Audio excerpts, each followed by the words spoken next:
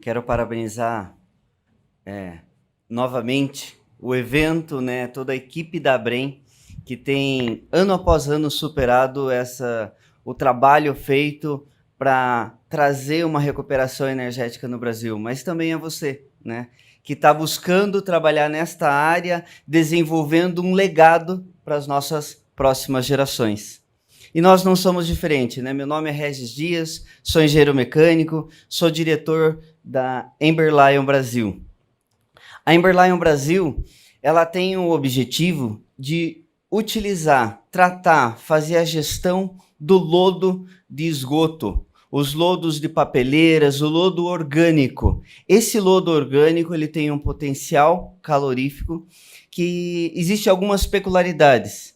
E é isso que a gente vai falar e como destiná-lo, como fazer e recuperar essa energia.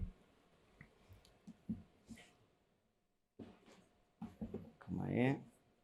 Bom, vou começar por nós. Nós somos a Biocal Burntech, uma empresa aqui brasileira que estamos em Santa Catarina. Nós temos no nosso histórico mais de 40 anos fabricando caldeiras.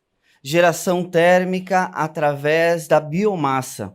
A biomassa, nós somos precursores trazendo para o Brasil a grelha fixa móvel. Hoje 80% dos equipamentos de caldeiras são grelha fixa móvel. E nós tivemos o privilégio de trazer isso no passado e desenvolver. Somos referência na utilização de alguns combustíveis como casca de arroz, fazendo caldeiras aquas tubulares até 100 toneladas desse modelo.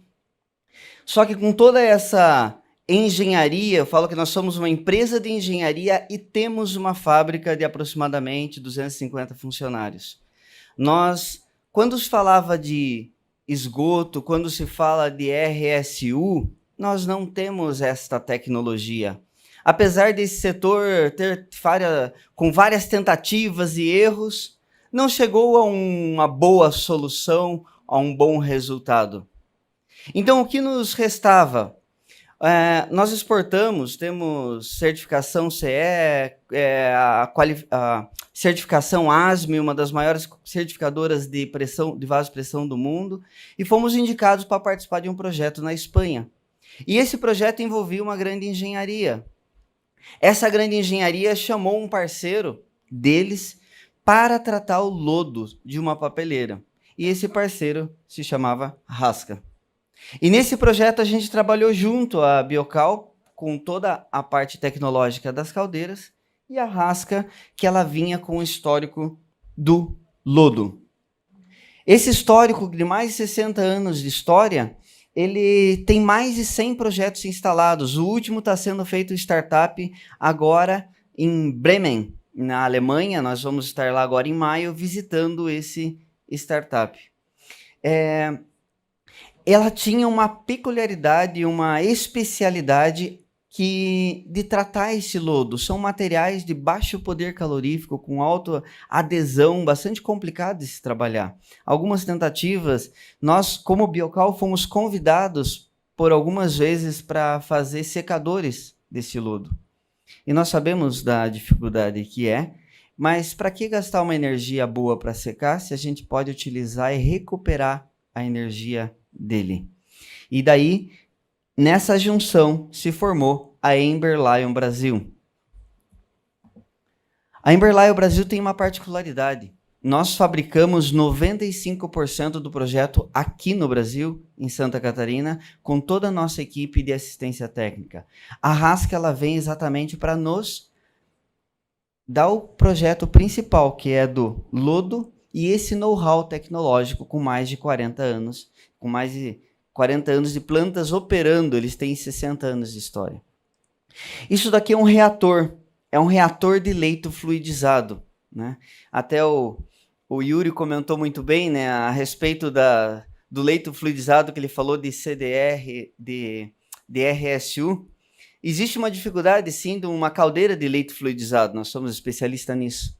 A dificuldade de operação, das altas temperaturas, isso daqui não tem nada a ver com uma caldeira. Até se eu soubesse que ele ia falar, eu ia colocar um comparativo.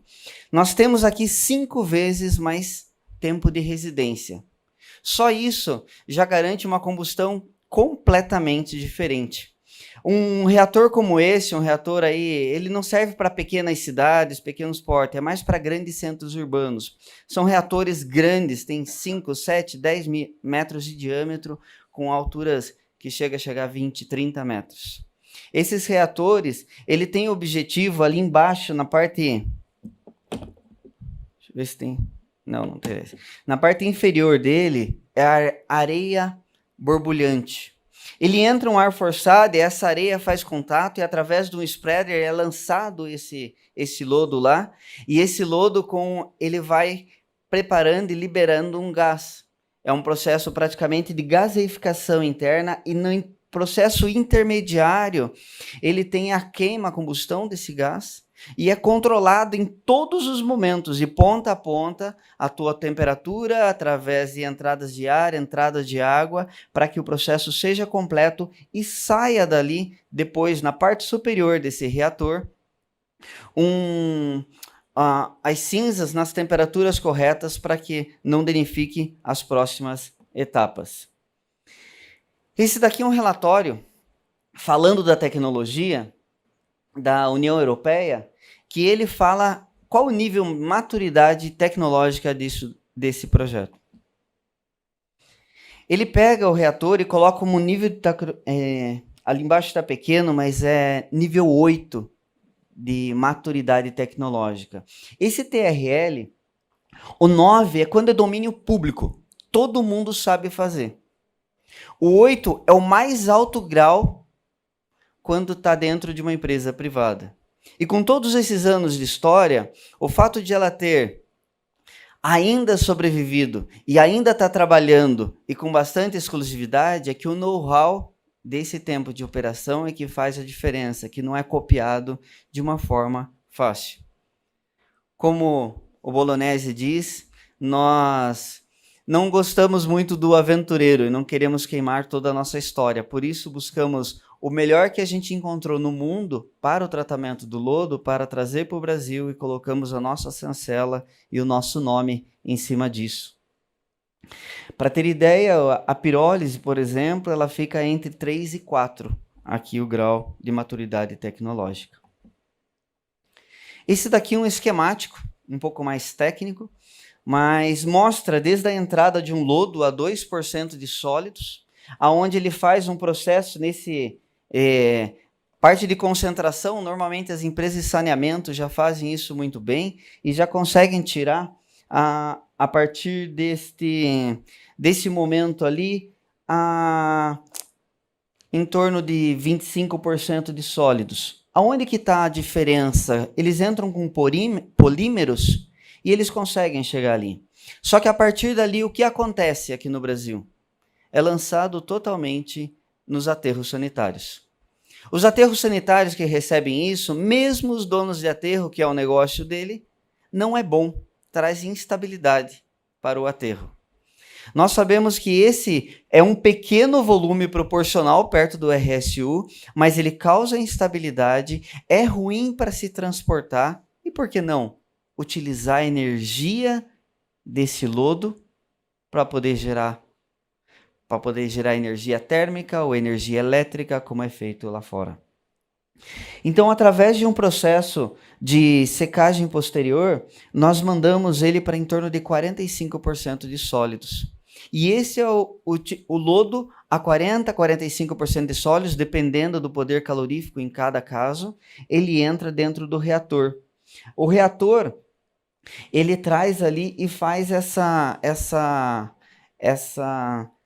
utilização desse poder calorífico, dando uma chama bastante constante, inclusive para colocar em turbina para geração de energia elétrica. Após isso daí, tem todo um sistema de tratamento de gases, que nesse exemplo por aqui, nós temos um precipitador eletrostático. Mas os medos que normalmente nós temos aqui no Brasil, dioxinas, furanos, e tudo isso é tratado de uma maneira tão exemplar que no Brasil pode ser fiscalizado. Lá é continuamente medido por todo o tempo de operação. Se sai fora da curva, já é automaticamente acionados os órgãos governamentais. E isso nos garante, nos dá tranquilidade e, inclusive, os exemplos de planta instaladas no meio da cidade, onde tem uma estação de tratamento, quanto mais perto dela, melhor, e o lodo do esgoto é encanado, vem por tubulações para a sua recuperação energética. Esse é um pequeno vídeo, mais de um projeto da ideia, explicando um pouquinho. Vou pedir para, não sei se ali dá o play ou aqui. Aqui, veio.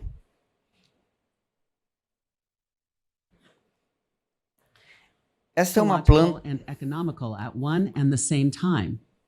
With the thermal utilization of Pode sewage deixar um sludge, pouquinho mais baixo eu falando aqui. SVG and RASHCA Isso. comply with the legislators' requirements. Essa é uma for the planta aqui, ela environmental normalmente é and coberta, ela climate-friendly tem toda uma disposal estrutura of por sewage fora, ela sludge. está aqui no modelo 3D exatamente para poder ser um pouco mais didático, The energy-related tá? use of the sludge Aonde for tem todo o electricity sistema de and tratamento, generation. recebimento do material. Phosphorus as an important É uma pigment planta, essa daqui, se eu não me engano, está instalada na Singapura, tá?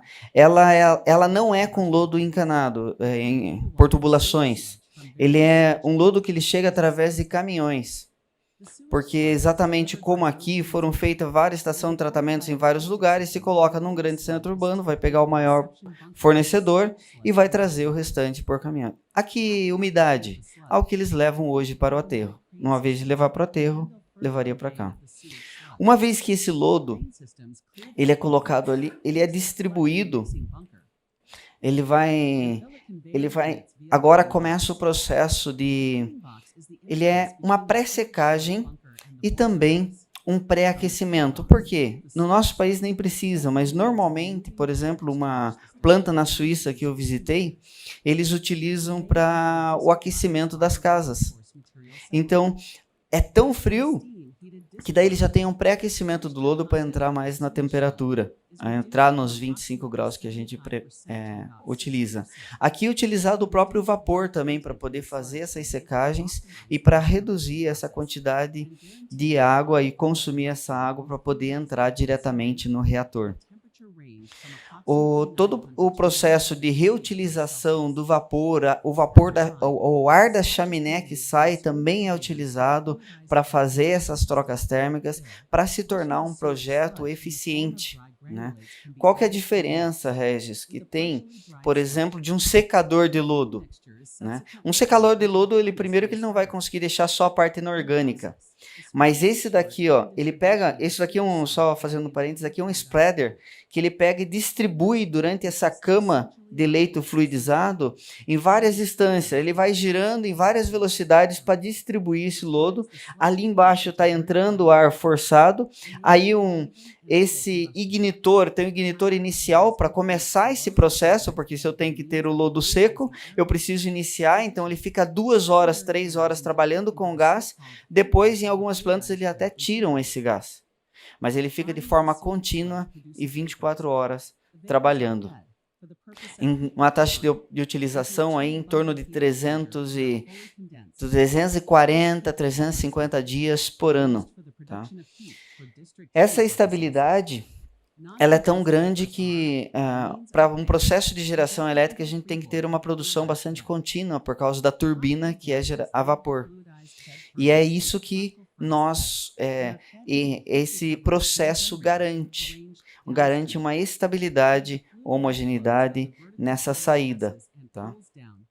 Após ali, todas as cinzas volantes são controladas, as cinzas que estão caindo pelo meio do caminho, você vê alguns momentos que ela tem tanto lavador eletrostático, elas são todas recolhidas embaixo, fazendo todas as trocas térmicas necessárias para a limpeza desses gases, tá? Dioxinas, furanos, metais pesados, tudo é separado. No final desse processo, nós temos uma cinza totalmente inerte e inodora. Quando a gente pega, a gente não dá nem para saber do que é. Você pega assim perto do nariz, tenta cheirar, não tem, parece estar cheirando pedra pura. Tá? Esse daqui é um exemplo, eu sei que vocês estão bastante cansados ali já, bastante numa rotina, mas é um pouco da nossa planta. Eu vou até pular o vídeo, esse vídeo pode estar inclusive depois tá na internet, a gente vai também deixar o nosso contato, quem quiser, vamos estar os 2 dias no evento para conversar mais sobre este projeto.